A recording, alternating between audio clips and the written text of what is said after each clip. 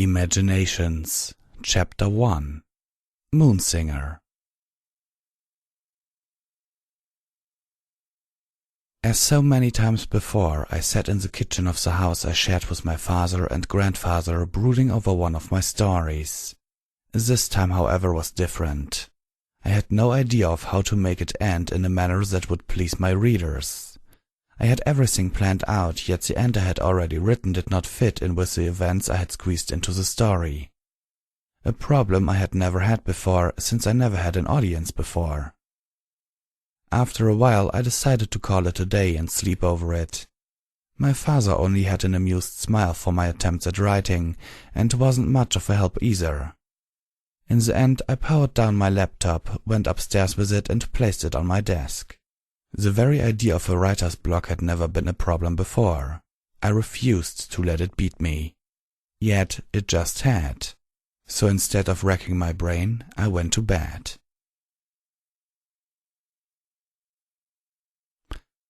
I found myself in a dense forest. The trees were twisted and looked wrong. On more than one occasion did I think that they were looking at me. It may sound cowardly, but I have never been very brave. I began to run. The trees seemed to part from me as I passed, but a nagging sensation crept up in my mind. A sensation of utter fear. It was as if something was hunting me, something that I couldn't see in the darkness of the night. That the canopy of the trees blocked out most of the full moon's light didn't help one bit. A howl rang through the night, a sound that reminded me that I was unarmed, not very brave and alone, not to mention probably tasty.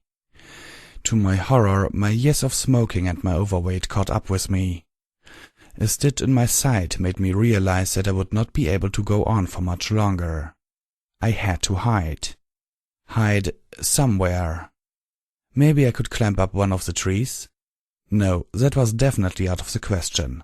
I had done it many times in my youth, but that had been long before the many little accidents that had practically bound me to a bed for months. Not to mention long before I had started to smoke. My fear heightened my senses, something that was more distracting than helpful at that moment. I could hear something behind me, something with more than two legs by the sound of it. Adding that to the howl earlier, I deduced that it had to be some kind of wolf or feral dog. Sad thing was that I had a mortal fear for both, which only made my heart hammer even harder in my chest. Stumbling, I came upon a small clearing in the forest. The moonlight illuminated the field of white flowers before me, and for a moment I completely forgot why I had been running in the first place. Sweat was running down my face, my throat felt dry, and my heart was pounding in my chest so hard that it felt as if someone was hitting me with a sledgehammer from inside. Then it was on me. A four-legged creature pounced on me from behind, knocking me flat on my face. Its claws dug deep into my right shoulder, drawing blood. My white Twilight Sparkle t-shirt became stained red, and I felt its foul breath on my neck. I knew that I was done for, but I couldn't help myself. I didn't want to become a midnight snack for whatever creature this was. There were so many things that I still wanted to do in my life. For one thing, I still had that story to finish. Breathing in as deep as my smoke-damaged lungs would allow, I screamed into the night. I knew that there was virtually no chance that anyone would come to help me, but I had to try. "Help! Please, somebody help me! For the love of Luna!" I screamed, tears of pain, embarrassment, and fear flowing down my face. Why I had called out the name of the imaginary princess of the night? I had absolutely no idea. It just felt the right thing to do. Suddenly, a shadow flashed over me. I couldn't see what it was, since my face was still half buried in the dirt, but it knocked the predator right off of me. Instantly, I scrambled forward on all fours before looking back. Whoever had helped me might need my help, and while I might not be very brave, I wouldn't let another die for me. What I saw, lying on my back, bleeding from my shoulder and utterly exhausted, was too much for me at that moment.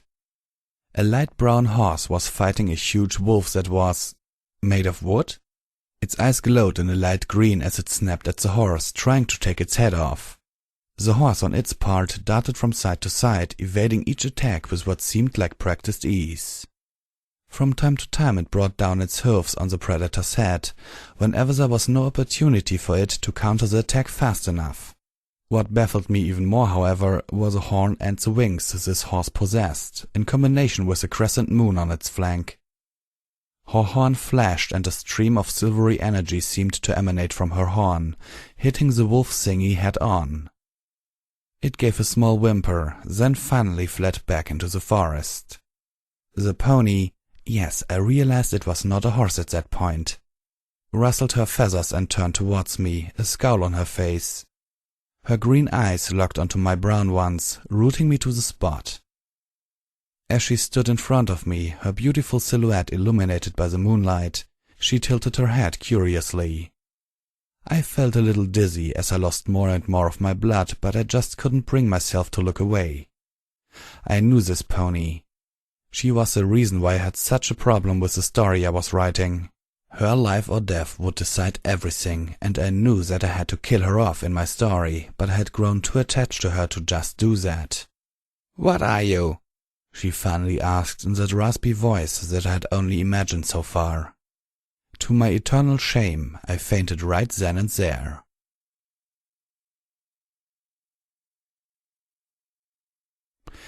As I woke up again, I lay in a bed. Definitely not my bed, though. It was way too small for my 184 centimeters and was pretty sure that my bed didn't grow that much when I moved around.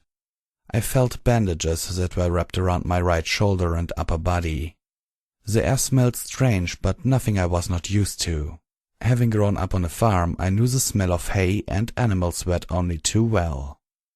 "Finally awake, are you?" came that same raspy voice from my right. As I turned my head, I was prepared for the worst.